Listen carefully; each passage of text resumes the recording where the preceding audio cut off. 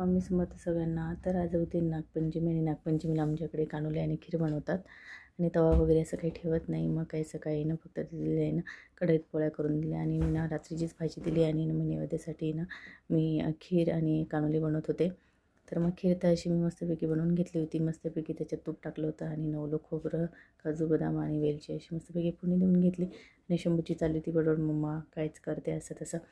त्याची तर बडबड चालू होती. मी माझं चाललं होतं. मग बघा अशी मस्तपैकी मी शेवयांची खीर बनवली होती आणि खीर तर तयार झाली होती. मी बघा हे कानुले असे बनवतात आमच्याकडे. तुमच्याकडे बनवतात का मला नक्की कमेंट करा. आणि हे ना खिरीसोबत खूप छान लागतात बरं का, खूप टेस्टी असतात. आणि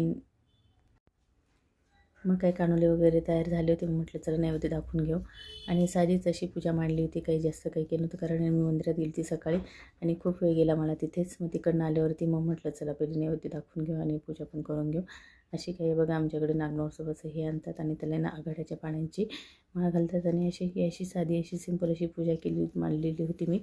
आणि मग काय नैवेद्य दाखवून घेतला आणि मग काय दिवसभर आज कुठे गेलं काही कळलंच नाही आणि उपवास होता तरी मला भूक नव्हती लागलेली. आज श्रावण सोमवारचा पहिला दिवस आणि आज होती शिवमूठ तांदूळ. मग काय गर्दी मंदिरात तर खूपच गर्दी होती. मस्तपैकी पूजा केली आणि आज स्वतःच्या हाताने अभिषेक केला. खूप छान वाटलं. असं गेला तरी भेटूया नेक्स्ट व्हिडिओमध्ये.